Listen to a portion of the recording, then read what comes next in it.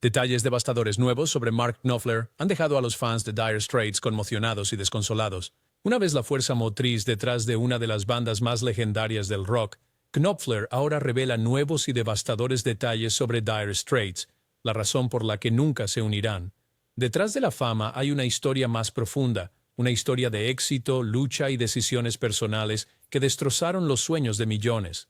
Manténganse atentos mientras exploramos las razones detrás de la decisión de Knopfler y descubrimos la verdad detrás de la intocable leyenda de Dire Straits. El ascenso de Mark Knopfler al estatus de leyenda en el mundo de la música no comenzó con arenas y premios, sino en un modesto apartamento en Glasgow, Escocia. Nació el 12 de agosto de 1949, de una madre inglesa, Louisa Mary, quien era maestra de escuela, y un padre arquitecto, Erwin Knopfler, quien emigró de Hungría a Inglaterra en 1939 para escapar de la persecución de los nazis. Desde una edad temprana, Mark quedó cautivado por la armónica de su tío y el piano boogie woogie.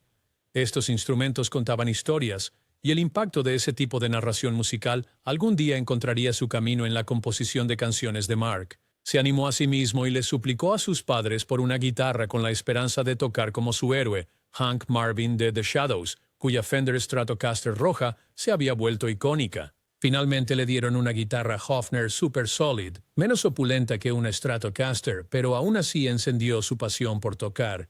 Mark pronto demostró estar motivado por su dominio del instrumento.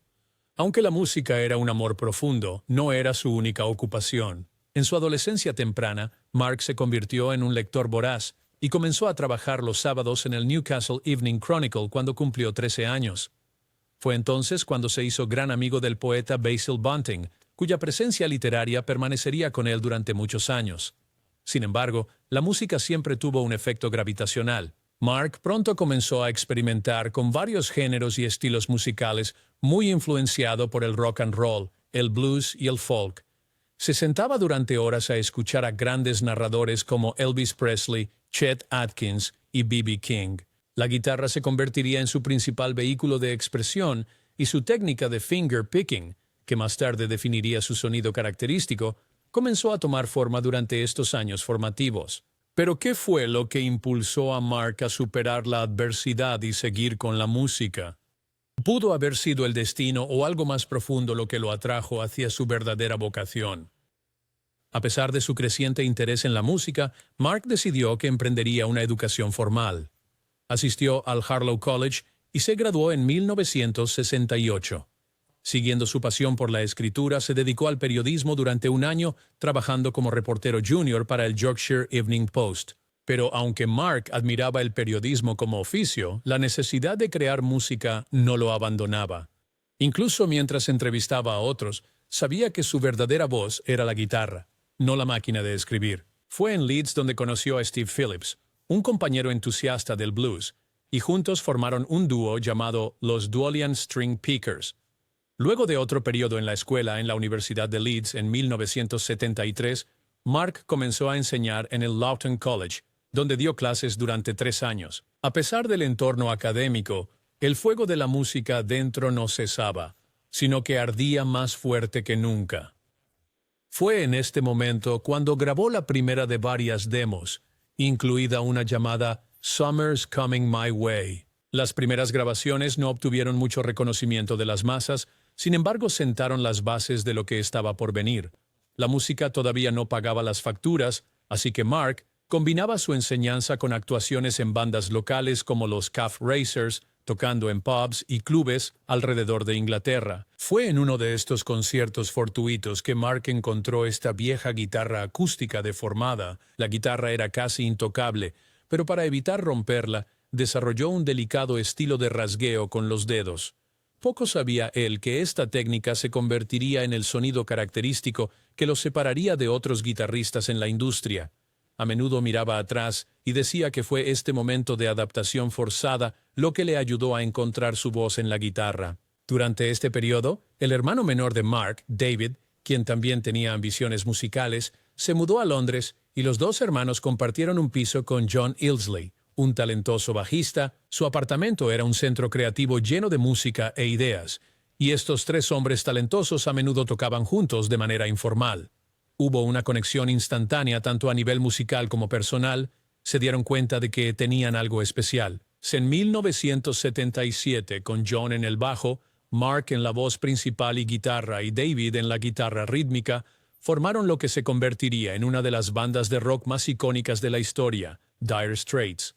Completaron el grupo con el baterista Pete Withers, otro gran músico que compartía igualmente su visión de música refinada. Sus primeras sesiones en los pubs de Londres quizás no llenaran los locales, pero perfeccionaron su arte mezclando ritmos de blues con arreglos melódicos reflexivos.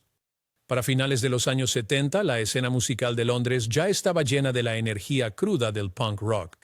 Bandas como The Clash y Sex Pistols se habían levantado contra ese statu quo, inundando el aire con música rápida y agresiva. Sin embargo, en medio de este ruido, Dire Straits surgió con un sonido refrescantemente diferente, sutil, melódico y profundamente arraigado en la narrativa. Ambientada en un telón de fondo de exceso y rebelión, Dire Straits aportó algo diferente y el tranquilo estilo de guitarra de punteo de Mark Knopfler rápidamente causó sensación. Su formación fue rápida, pero la química entre los miembros de la banda era innegable. Con Mark en la voz principal y guitarra, su hermano David en la guitarra rítmica, John Illsley en el bajo y Pete Withers en la batería, este cuarteto compartía una visión de hacer música que fuera algo diferente de las tendencias. En un pequeño sótano en Deptford, Londres, empezaron a ensayar y ocurrió la magia. El sonido era ajustado pero relajado, con rock, blues y folk mezclados en una mezcla especial de música. No pasó mucho tiempo antes de que grabaran una cinta de demostración que incluía 5 canciones, incluida la que sería su éxito revelación, Sultans of Swing. La canción contaba la historia de una banda de jazz tocando en un pub casi vacío, un tributo a la pureza de tocar música por amor a ella en lugar de por fama o dinero. Irónicamente, esta canción sobre la oscuridad y la modestia los haría estrellas. La demo llegó al DJ de BBC Radio London, Charlie Gillett, quien puso Sultans of Swing en su programa. La canción fue muy bien recibida por los oyentes y las discográficas pronto comenzaron a llamar a su puerta. La banda firmó con Phonogram Records, después de lo cual entraron al estudio para grabar su álbum debut Dire Straits. Fue un éxito lento cuando se lanzó en 1978, pero una vez que Sultans of Swing comenzó a ganar tracción a nivel internacional, el álbum explotó en las listas. Sultans of Swing era una demostración perfecta de la sutil genialidad de la guitarra de Mark Knopfler. Su complejo finger-picking, melodías claras y estilo de canto conversacional invitaron a comparaciones con otro narrador duro, Bob Dylan. Los críticos y oyentes elogiaron la forma de tocar de Mark, señalando su habilidad para hacer hablar a la guitarra sin necesidad de distorsión agresiva o solos vistosos. Desarrolló una voz en la guitarra, un sonido tan distintivo que podría reconocerlo como el guitarrista después de solo unas pocas notas, respaldados por el sorprendente éxito de su primer álbum, Dire Straits. De repente, estaban en alta demanda. La banda emprendió giras implacables por Europa y los Estados Unidos. Cuanto más éxito tenía Dire Straits, mayor era la presión. La industria de la música es tan implacable y Dire Straits fue lanzado al torbellino de grabaciones constantes, entrevistas y giras y, sin embargo, se mantuvieron fieles a sí mismos. Marcar como el principal compositor resistió la tentación de perseguir tendencias pasajeras. En su lugar se adentró más y escribió canciones que contaban historias, ya fuera sobre el amor, la pérdida o esos pequeños momentos en la vida que a menudo pasan desapercibidos. Su segundo álbum, Communiqué, que fue lanzado en 1979, siguió el éxito de su debut, aunque no alcanzó del todo el éxito comercial que tuvo Dire Straits. Más importante aún, aseguró el lugar de la banda en el panteón del rock. Con canciones como Lady Rider y Once Upon a Time in the West, Mark pudo mostrar que había madurado como compositor, con letras que pintaban imágenes claras de personajes y escenas. El sonido del álbum era definitivamente más pulido, pero aún mantenía ese sentimiento minimalista y bluesero que había hecho su debut tan único. El creciente éxito de la banda no solo provenía de sus discos, sus presentaciones en vivo eran igualmente populares. Al público le encantaba la dinámica entre ellos en el escenario.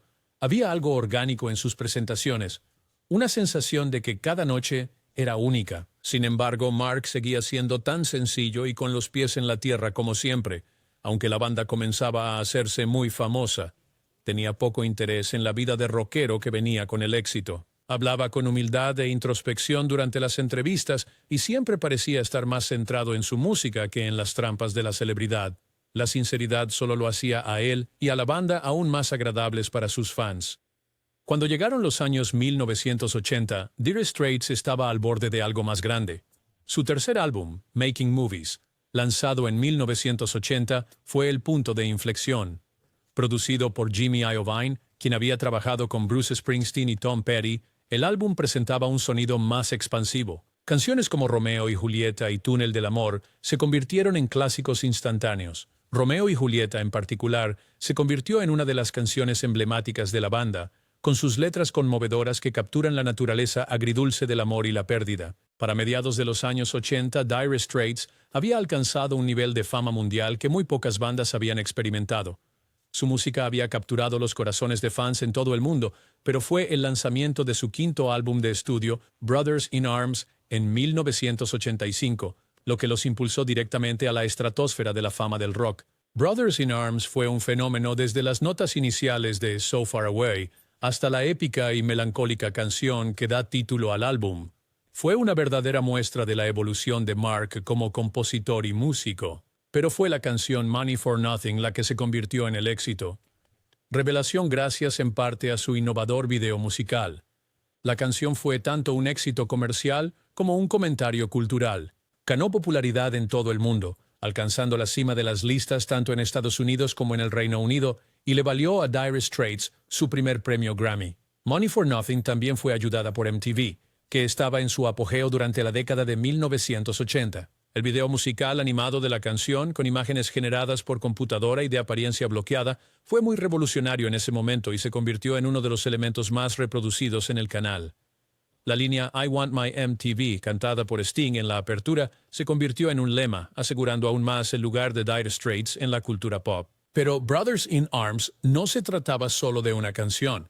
El álbum era un conjunto cohesivo que exploraba temas de amor, guerra y la condición humana. La pegajosa melodía pop Walk of Life, con su enérgico y pulsante riff de teclado, también fue otro éxito en las listas, en contraste con los tonos más oscuros y sombríos encontrados en canciones como Ride Across the River y Brothers in Arms. La última canción hablaba sobre la carnicería sin sentido de la guerra, y esto resonó con los oyentes, especialmente mientras la Guerra Fría se cernía en ese momento. El éxito de Brothers in Arms fue asombroso, llegó a convertirse en uno de los álbumes más vendidos de todos los tiempos, con más de 30 millones de copias vendidas en todo el mundo. Fue el primer álbum en vender 1 millón de copias en el formato CD, que aún era bastante nuevo en ese momento, y desempeñó un papel significativo en la popularización del medio. La gira mundial de Dire Straits en apoyo de Brothers in Arms fue igualmente monumental. La banda tocó en estadios y arenas con entradas agotadas en todo el mundo, incluyendo una actuación legendaria en Live Aid en 1985. Su repertorio, que incluyó Money for Nothing y Sultans of Swing, fue uno de los momentos destacados del histórico evento. La gira en sí duró más de un año, con la banda actuando frente a millones de fanáticos en 5 continentes. Brothers in Arms ganó numerosos premios, incluidos 2 Grammy y varios Brit Awards, y la influencia del álbum se sintió mucho más allá de la industria musical. A finales de los años 80, Dire Straits estaba en la cumbre de su éxito. Toda la fama, las giras constantes y ser la cara de una de las bandas más grandes del mundo no vinieron sin su coste. Siempre había estado más cómodo en las sombras, creando canciones y perfeccionando su técnica de guitarra que bajo la luz del estrellato global. A medida que los años 80 llegaban a su fin, Dire Straits estaba en el apogeo de su éxito. Habían alcanzado un nivel de fama que pocas bandas llegan a alcanzar y su música estaba causando sensación en el mundo. En muchos sentidos, Brothers in Arms representó tanto la cumbre del éxito de Dire Straits como el comienzo del fin. El álbum los había catapultado a la cima del mundo de la música, pero también había expuesto las grietas dentro de la banda y el costo personal que la fama estaba teniendo en su líder. Para Mark, la pregunta no era solo cómo mantener este nivel de éxito, sino si siquiera quería hacerlo. Las vertiginosas alturas de la fama que alcanzó Dire Straits no eliminaron por completo las presiones que vinieron con el éxito de tensar a la banda al final de la gira mundial de Brothers in Arms. Ya se estaban mostrando grietas tanto dentro del grupo como en la relación de Mark Knopfler con la vida de una estrella de rock, mucho antes de que las semillas del descontento hubieran sido sembradas y ahora comenzaban a echar raíces. La primera señal seria de problemas vino con la salida del hermano de Mark, David Knopfler, en 1980, durante la grabación de su tercer álbum, Making Movies.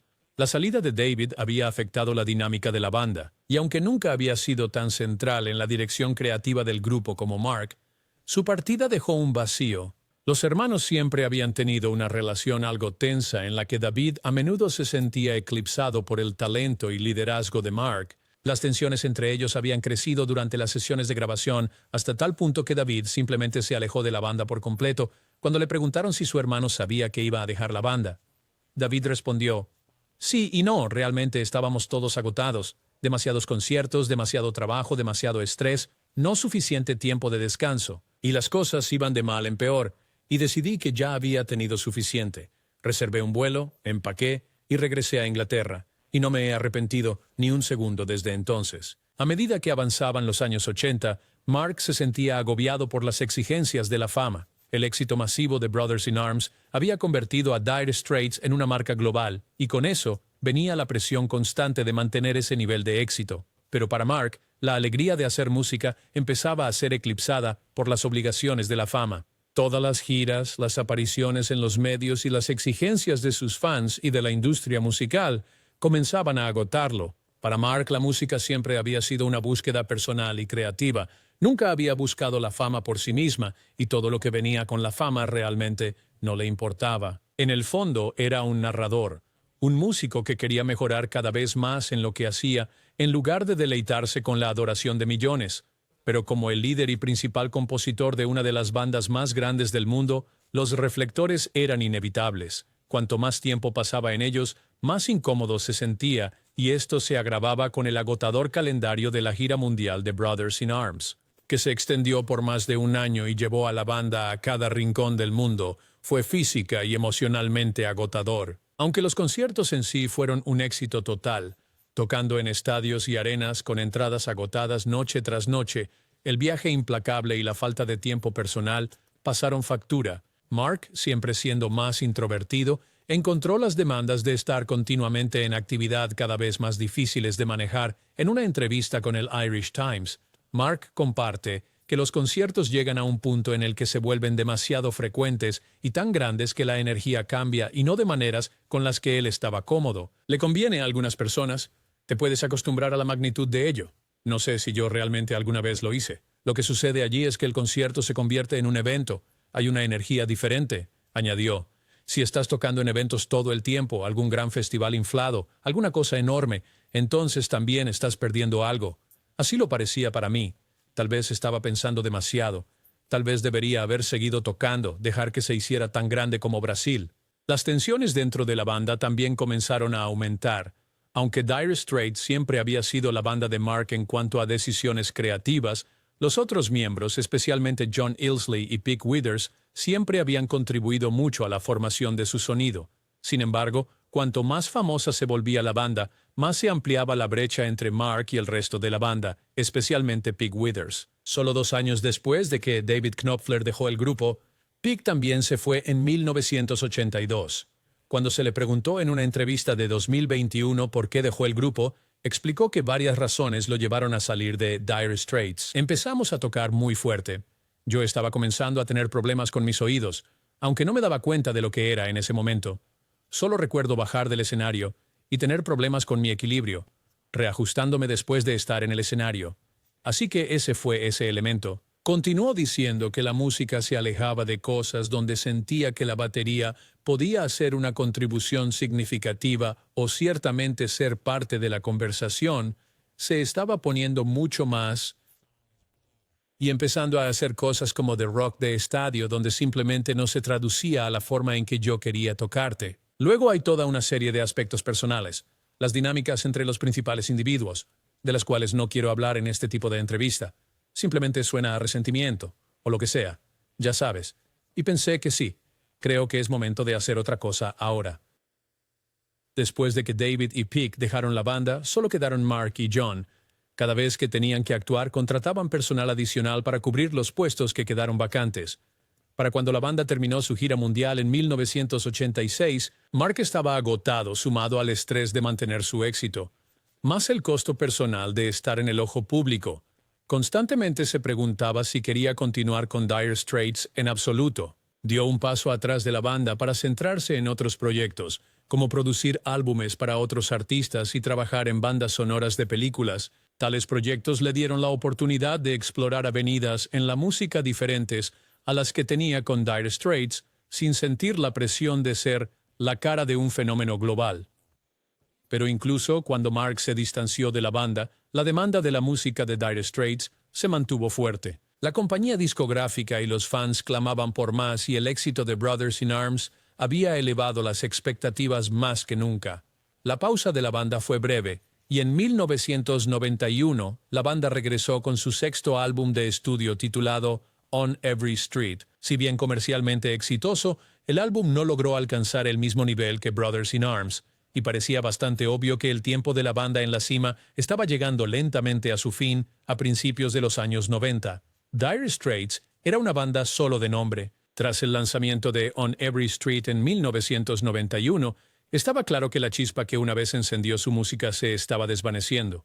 El álbum fue un éxito comercial, pero carecía de la urgencia e innovación que habían sido fundamentales en gran parte de su trabajo anterior. Las opiniones estaban divididas. Muchos críticos e incluso fanáticos sentían que el corazón de Mark Knopfler ya no estaba completamente comprometido con la banda. El largo paréntesis que siguió a Brothers in Arms había agotado gran parte del impulso creativo, y aunque On Every Street tuvo sus momentos, carecía de los saltos artísticos en comparación con sus álbumes anteriores. La gira posterior, que se extendió casi 2 años, fue ambiciosa en su alcance, pero drenó aún más la energía de la banda. Tocando noche tras noche en grandes arenas y estadios, se había vuelto repetitivo, y la emoción que venía con las actuaciones en vivo había dado paso a un sentido de obligación. La naturaleza agotadora de todo esto comenzó a pasar factura a Mark y a los miembros de la banda emocional y físicamente. Para cuando la gira de On Every Street estaba llegando a su fin, estaba bastante claro para todos los involucrados que Dire Straits estaba funcionando con las reservas. El agotamiento era demasiado y Mark no tenía deseos de continuar bajo las mismas circunstancias. Vio la escritura en la pared e hizo la difícil decisión de disolver el grupo discretamente. No hubo un anuncio formal, no hubo una gira de despedida, solo una disolución silenciosa de una de las bandas de rock más exitosas de todos los tiempos. Para Mark fue un final necesario. Quería volver a la simplicidad y la alegría de hacer música, sin el peso del nombre de Dire Straits sobre él. El gran éxito de la banda había venido con muchos costos personales y creativos. Estaba cansado de la máquina en que se había convertido Dire Straits y anhelaba sus raíces de músico-compositor sin las enormes expectativas que venían con el éxito global de la banda. Pero, ¿podría haber alguna esperanza de una reunión de Dire Straits? Con tantas bandas legendarias reuniéndose a lo largo de los años, los fanáticos se han aferrado a ese sueño. Sin embargo, las razones detrás de la silenciosa disolución de la banda revelan algo más profundo. ¿Podría ser esta realmente la última palabra sobre Dire Straits? A lo largo de los años, los fanáticos han anhelado una reunión de Dire Straits, esperando que Mark Knopfler pudiera reunir a la banda para una gira o un álbum más. Sin embargo, se ha vuelto abundantemente claro que tal reunión es muy poco probable. Si no imposible, los sentimientos de Mark sobre el asunto han sido consistentes. No tiene interés en revivir el pasado, y la idea de reformar Dire Straits no le atrae en lo más mínimo. Una de las razones principales para esto es que Mark ve a Dire Straits como un capítulo cerrado en su vida. La banda tuvo su momento y fue un momento de gran éxito y creatividad, pero Mark siempre ha estado más interesado en mirar hacia adelante que hacia atrás. Para él la música es sobre crecimiento y evolución, y ve poco valor en tratar de recapturar la magia del pasado. Ha dicho en entrevistas que ha seguido adelante y que la alegría de la música proviene de explorar nuevas ideas, no de repetir las antiguas. También está el asunto del peaje que la fama y la presión de estar en Dire Straits le pasaron a Mark. Las exigencias de las giras constantes y las expectativas de los fans, los medios y la industria lo agotaron. Aunque todavía le encanta hacer música, ha dejado claro que no extraña el agotador calendario ni el escrutinio público que venía con ser el líder de una de las bandas más grandes del mundo. Reunir a Dire Straits probablemente significaría volver a ese estilo de vida. algo que Mark no tiene deseos de hacer. Además, las relaciones dentro de la banda, aunque no son antagónicas, han cambiado con el tiempo. La salida de miembros clave, incluido David Knopfler, creó divisiones que nunca se sanaron completamente. Aunque Mark ha mantenido amistades con algunos de sus antiguos compañeros de banda, las dinámicas que una vez mantuvieron al grupo unido han cambiado y sería difícil recrear la química que definió sus primeros años. Desde la disolución de Dire Straits a principios de los años 90, los exmiembros de la banda han seguido cada uno sus propios caminos, encontrando éxito en varios emprendimientos. Mark Knopfler ha disfrutado de una exitosa carrera en solitario, lanzando numerosos álbumes que han recibido elogios de la crítica. Su trabajo en solitario muestra una influencia más introspectiva de folk y blues, y ha continuado realizando giras regularmente, aunque a una escala menor que las enormes giras de Dire Straits del pasado. Además de sus álbumes en solitario, Mark también ha compuesto varias bandas sonoras de películas, incluida la aclamada banda sonora de Local Hero. John Illsley, bajista de Dire Straits y uno de los colaboradores más cercanos de Mark, también ha perseguido una carrera en solitario lanzando varios álbumes que mezclan influencias del rock y el folk. Ha permanecido activo en la escena musical y ocasionalmente interpreta canciones de Dire Straits durante sus shows en vivo. John también ha asumido otros proyectos, incluyendo la pintura y la escritura, mostrando que su espíritu creativo se extiende más allá de la música. Guy Fletcher, quien se unió a Dire Straits como tecladista a mediados de los años 80, ha continuado trabajando con Mark en sus proyectos en solitario y se ha convertido en un miembro importante de la banda de gira de Mark. Además de su trabajo con Mark, Guy ha estado involucrado en varios otros proyectos musicales, tanto como intérprete como productor. David Knopfler, el hermano menor de Mark, también ha forjado una carrera en solitario, aunque a menor escala. Su música tiende a ser más introspectiva y acústica, reflejando su propio estilo personal. Aunque los hermanos no han trabajado juntos desde la salida de David de Dire Straits en 1980, David ha seguido construyendo un público leal propio. En cuanto a otros exmiembros de Dire Straits, muchos han permanecido activos en la industria musical, ya sea como músicos de sesión o siguiendo sus propios proyectos creativos. Mientras que ninguno ha alcanzado el mismo nivel de fama que tuvieron con Dire Straits, han seguido contribuyendo al mundo de la música de maneras significativas. El legado de Dire Straits es innegable. Se les recuerda como una de las bandas de rock más influyentes de finales del siglo XX, conocidas por su mezcla única de rock, blues y jazz, y por el distintivo trabajo de guitarra de Mark Knopfler. Sus álbumes, particularmente Brothers in Arms y Making Movies, continúan siendo considerados clásicos, y canciones como Sultans of Swing, Romeo and Juliet y Money for Nothing siguen siendo icónicas. En 2018, Dire Straits fue incluido en el Salón de la Fama del Rock and Roll. La inclusión fue un reconocimiento esperado hace mucho tiempo al impacto duradero de la banda en la música y la cultura popular. Sin embargo, el evento fue algo discreto ya que Mark Knopfler decidió no asistir a la ceremonia. Su ausencia mostró su decisión de distanciarse del legado de Dire Straits, prefiriendo centrarse en su trabajo en solitario y su vida personal en lugar de celebrar logros pasados. No obstante, la inducción fue un homenaje apropiado a una banda que había logrado tanto. La música de Dire Straits ha resistido la prueba del tiempo, influyendo en generaciones de músicos y continuando cautivando a fans alrededor del mundo. Su legado como una de las mejores bandas de rock está asegurado, incluso si la posibilidad de una reunión sigue siendo inalcanzable. ¿Podría Mark Knopfler reconsiderar alguna vez su postura y sorprender a los fanáticos con una reunión? ¿O han cerrado Dire Straits el libro sobre uno de los legados más icónicos del rock para siempre? Déjanos saber en la sección de comentarios. No olvides dar me gusta al video y suscribirte al canal. Gracias por ver, y si te gusta este video, por favor haz clic en el siguiente en tu pantalla.